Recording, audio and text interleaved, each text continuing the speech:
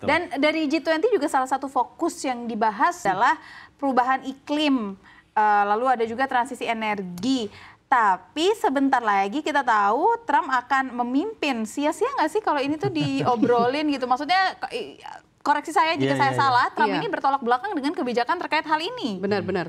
Trump itu sangat 180 derajat berbeda dari zaman Biden. Dia itu dalam kampanyenya berkomitmen untuk kembali menggenjot produksi minyaknya US, mungkin juga karena defisit yang sedang dihadapi US ya. Jadi poinnya Trump itu memang tidak pro terhadap perubahan iklim sih sebenarnya. Dikatakan ini pengaruhnya gimana nanti ke depannya? Ya, saya sih masih berharap dengan masuknya Elon Musk sebenarnya ya, ada setidaknya harapan gitu kan ya, karena kan mobil listrik gitu kan ya, mau nggak mau dia punya kepentingan di sana ya. Tapi ya memang dari arahnya Trump sih kayaknya agak sedikit suram sih sebenarnya ya. Cuma ingat aja, kita perlu ingat Amerika kan bukan satu-satunya negara di situ, ada 19 negara lain. Sorry, saya koreksi, 18 negara dengan Uni Eropa di situ kan ya. Jadi ya semoga yang lain bisa bergerak lebih cepat. Especially China itu progresnya lumayan loh, oke loh. Dia untuk transisi energi dia cukup memimpin. Terus kalau untuk Indonesia kan Pak Prabowo juga kan di dalam pidatonya kalau kita dia kan sempat bilang bahwa di Indonesia itu dalam 15 tahun ke depan kita akan bangun 75 gigawatt energi terbarukan. Dalam 15 tahun ke depan kita akan coba batasi batu bara, fosil fuel kita nggak pakai lagi. Seharusnya sih untuk Indonesia sendiri sih ada harapan sih. Kalau dari Mas Iqbal gimana? Di atas kertas memang idealnya begitu ya. Tapi kita juga lihat bahwa salah satu PR untuk transisi energi ya yang kita tahu undang-undangnya ya. Undang-undang energi baru, energi terbarukan kan gitu-gitu aja. Sudah berganti presiden juga masih di situ-situ aja. Ya kita berharap sih DPR ini bisa serius ya untuk menyelesaikan. Karena kalau undang-undangnya aja nggak ada susah juga kan mau gerak kemana-mana gitu. Belum kalau misalkan bicara penghentian batu bara misalkan PLTU. Ya penghentian PLTU batu bara kan ada tenaga kerja di situ yang bekerja. Mungkin secara kebijakan, mungkin secara polusi, mungkin Jakarta dan sekitarnya jadi lebih mungkin lebih biru langitnya. Tapi kan kita nggak tahu efek dari sisi misalkan lapangan kerja di sana. Karena untuk satu PLTU kan ada batu baranya, ada teknisinya segala macam. Belum kalau misalkan kita mau pindah ke energi baru kan harus dilatih juga orang-orangnya kan untuk ntar PHK terbiasa ya. Ntar PHK lagi. Ya selalu begitu kan. Makanya kemarin sih yang menarik dari wawancara Sarifah dan Pak Hasim di sela-sela COP itu salah satu yang diklaim oleh Pak Hasim adalah US dalam hal ini Biden dia komit untuk yang program transisi energi itu yang $20 miliar. Itu kan dari zaman G20 di Jakarta itu kan, tapi saya nggak tahu tuh pencairannya tuh seperti apa sih 20 miliar dolar. Karena kalau kita banget. mau tahu tuh di COP sendiri itu tuh ada problem sebenarnya. Karena negara-negara maju itu nggak mau kasih uang semaksimal mungkin yang diminta oleh negara-negara berkembang. Dan mereka malah mengharapkan Global South yang kaya itu ngasih juga uang ke sana, which is China sama Timur Tengah. Jadi memang friksinya kuat, makanya nggak kelar-kelar akhirnya. Iya, dan bentuk problemnya itu juga terwujud di mana kemarin petinggi-petinggi penting, tokoh-tokoh penting dari negara-negara itu nggak ada yang datang di agenda COP29 kemarin gitu kan, itu. Jadi emang kayaknya polemik banget itu COP kita kemarin. Kita tunggu cerita deh dari yang berangkat. Kita tunggu nanti kepulangan sore apa ya ceritanya cerita ya. Di sini deh. Tapi gini, ada yang menarik juga di mana kemarin ini the story behind gitu ya. Presiden Biden bahkan Pak Prabowo kemarin katanya nggak ada foto family. Aku kayaknya sedih banget. Mungkin Kak Sefi bisa cerita nih. Jadi ketika pada foto semua itu ternyata ada beberapa kepala negara tuh nggak ada. Prabowo nggak ada. Macron kalau salah, ada di Trudeau yang nggak ada. Setelah itu Presiden Biden juga nggak ada. Iya, Italia juga nggak ada. Presiden Prabowo juga nggak ada. Dan akhirnya diulang lagi. Itu lucu ya. Akhirnya diulang lagi dan akhirnya foto lagi. Iya, biar full team. Gitu, biar full team. Cuma kan saya juga bingung gimana itu koordinasi dari protokoler kayaknya. Iya. Jadi ternyata pada saat acara itu dilakukan, Biden sama Trudeau lagi ngobrol nih, lagi ada pembahasan lagi asik sendiri berdua.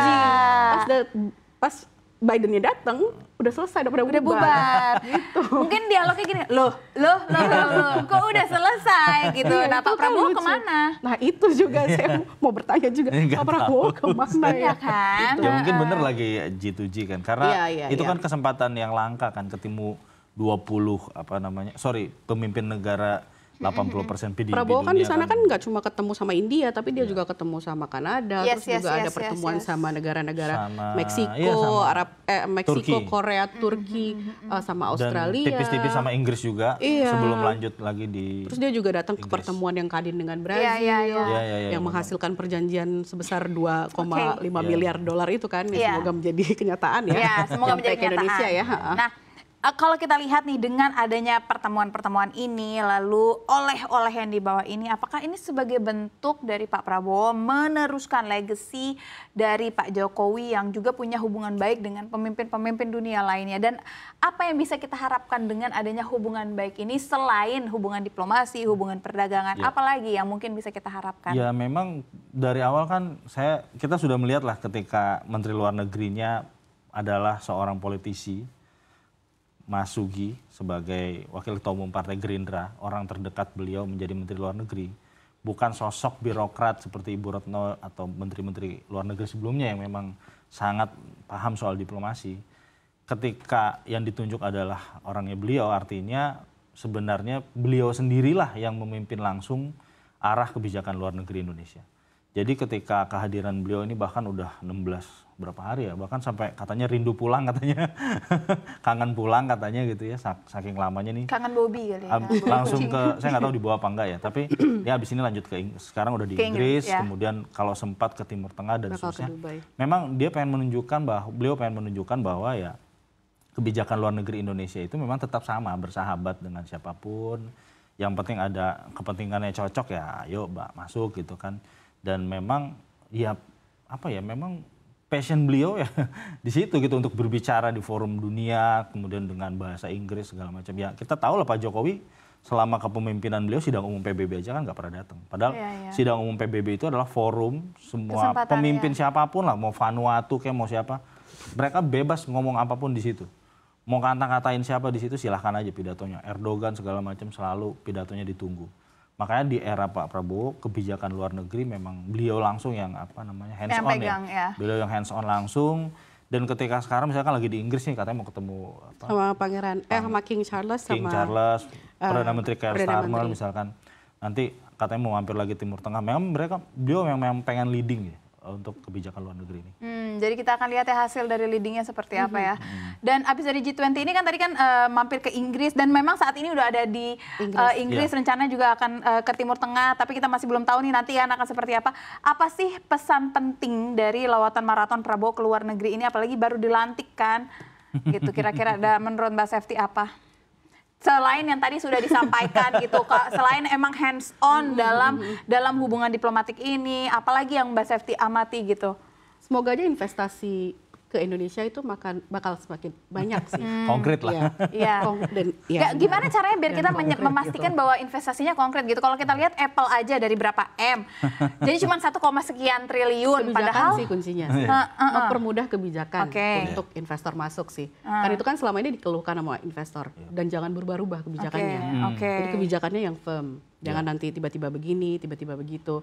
Kan investor yang ada di dalam negeri juga gusar dong. Gue udah kasih nih, tapi kenapa tiba-tiba berubah lagi? Ya sebenarnya konsistensi kebijakan ya. Karena kalau di forum-forum ini kan cuma sekadar gue akan invest segala macam gitu. Tapi dalam turunannya seperti itu. Misalkan kayak kemarin soal mobil listrik misalkan. Itu kan ada, ya mungkin ada pro kontra kan. Misalkan, ini harus bangun pabrik apa enggak sih? Kok gue harus bangun pabrik dulu, dia nggak bangun pabrik langsung impor misalkan. Ternyata dia memang boleh impor tapi dia harus bikin pabriknya juga gitu loh. Kadang-kadang menjelaskan perubahan-perubahan kebijakan yang dia mungkin tiba-tiba ya akhirnya satu menteri harus menjelaskan, menteri yang lain menjelaskan. Jangan sampai kita kelibas sama Malaysia lah. Malaysia tuh udah agresif loh berapa setahun belakangan ini dia agresif loh. Beberapa semenjak dipimpin sama Anwar Ibrahim kan dia. Jangan sampai kelibas sama Malaysia sama Vietnam yang buktinya memang sekarang banyak banget perusahaan-perusahaan EV yang akhirnya lari ke sana. Benar-benar kita harapkan teknologi. Ya pokoknya dari lawatan ini yang kita harapkan konkret aja. Misalkan nanti malam ya, Kak Septi ya, jam 7 malam di Inggris, misalkan Inggris komit bantu makan bergizi ya. Siapa tahu CPO juga kan ya kan. Bukan Uni Eropa lagi Inggris. Bisa lah masuk jualan dikit lah ya. Oke deh.